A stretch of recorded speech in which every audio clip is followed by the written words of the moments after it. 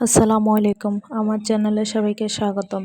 আজকে একটি নতুন ডেজার ভিডিও নিয়ে চলে এসেছি। খুব অল্প খরচে যে কোনো নতুন মেহমান বা পুরান মেহমান বা ঈদে হোক বা কোনো বার্থডেতে আপনারা এই ডেজার্টটি তৈরি করতে পারেন। ডেজার্টটি দেখতে যতটা সুন্দর, খেতেটাই ততটাই সফট আর মিষ্টি হয়। তাহলে চলুন ভিডিওটি শুরু করা যাক। প্রথমে আমি একটি কড়াইতে 2 চামচ ঘি নিয়ে নিলাম। এবার এতে আমি 4 চামচ সুজি অ্যাড করে নেব। সুজিগুলোকে আমি আগে থেকে একবার টেলে রেখেছি, এবার আবার ঘির সাথে খুব ভালোভাবে টেলে নেব।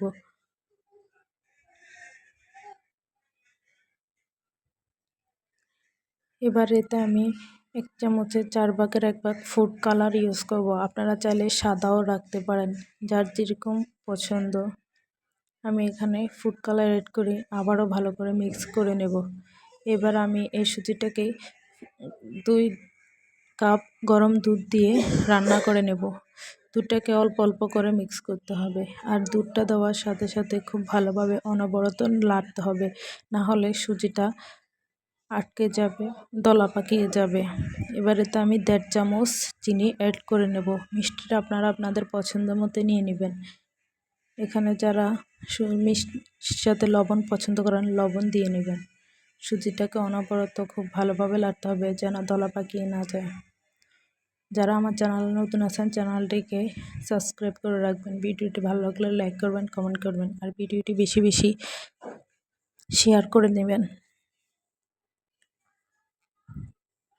সুজিটি ঘন হয়ে আসা পর্যন্ত খুব ভালোভাবে নাড়তে হবে। এই সুজিটা থেকে আমরা পাউরুটির ভিতরের পুরটা তৈরি করে নেব। সুজিটা যখন ঘন হয়ে আসতে তখন অনবরত নাড়তে থাকবেন, নাড়ানোটা বন্ধ দেওয়া যাবে না।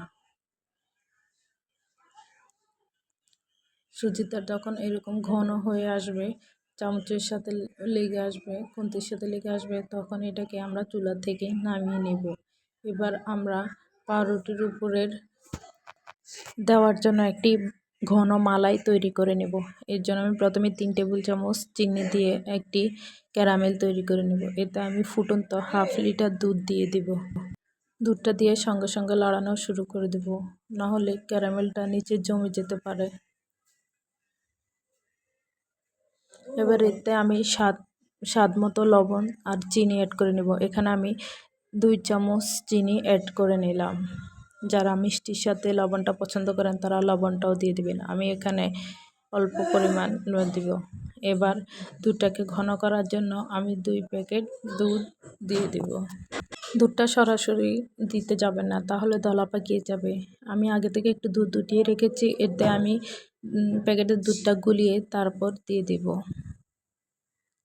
এতে তাড়াতাড়ি দুধটা ঘন হয়ে যাবে। দেখুন, দুধটা যখন এভাবে উপর থেকে সর হয়ে আসবে তখন আমার মালাইটা রেডি হয়ে যাবে।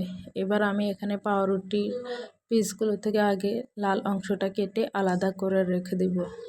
আপনারা যে কোনো নাস্তা তৈরি করতে এই পাউরুটির স্লাইসগুলো ব্যবহার করতে পারেন। পাউরুটির স্লাইসগুলো আলাদা করে রেখে দিবেন।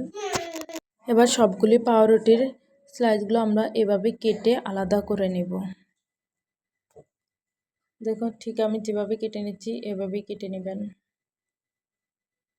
এভাবে পরপর সবগুলো স্লাইস কেটে নেব।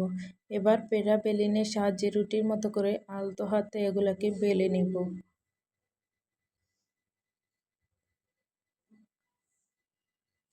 দেখুন, আমি সবগুলিকে এভাবে রুটির মতো বেলে নিয়েছি।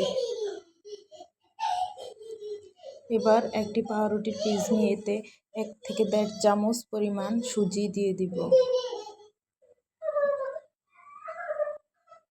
সুজিটা আস্তে আস্তে দিতে হবে, না হলে চামচের সাথে উঠে চলে আসবে। এবার এটিকে আস্তে আস্তে ফোল্ড করে একটি রোল তৈরি করে নেব। এভাবে সবগুলি রোল একটা একটা করে তৈরি করে নেবেন। আমি আরও একটি রোল তৈরি করে দেখাচ্ছি আপনাদেরকে। এগুলোকে একটি গোল প্লেটে বা বাটিতে নিতে হবে, যেন দুধটা নিচে খুব ভালোভাবে এটা ডুবে থাকে। দেখুন, আমি সবগুলি রোল তৈরি করে নিয়েছি। আপনারা আপনাদের পছন্দ মতো পাউরুটি নিতে পারেন।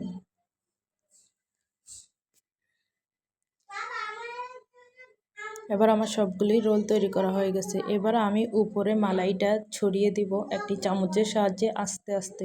মালাইটা ঠান্ডা করা যাবে না, কিছুটা গরম থাকা অবস্থায় মালাইটাকে দিতে হবে। এতে পাউরুটিটা ফুলে টুপা টুপা হয়ে যাবে। আমি আবার বলবো, যারা আমার চ্যানেলে নতুন আছেন চ্যানেলটিকে সাবস্ক্রাইব করবেন, ভিডিওটি ভালো লাগলে লাইক করবেন, কমেন্ট করবেন। আর এই ডেজার্টটি খুব অল্প খরচে, যেহেতু আপনারা বাসায় বানিয়ে দেখবেন, ট্রাই করবেন। যেমন ভালো খেতে, কেমন ভালো লাগে অবশ্যই কমেন্ট করে জানাবেন।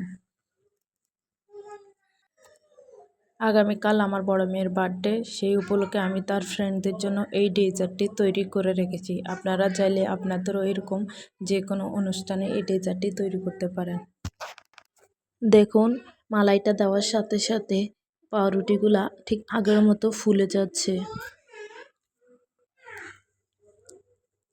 দেখুন, কালারটা অনেকটা সুন্দর এসেছে।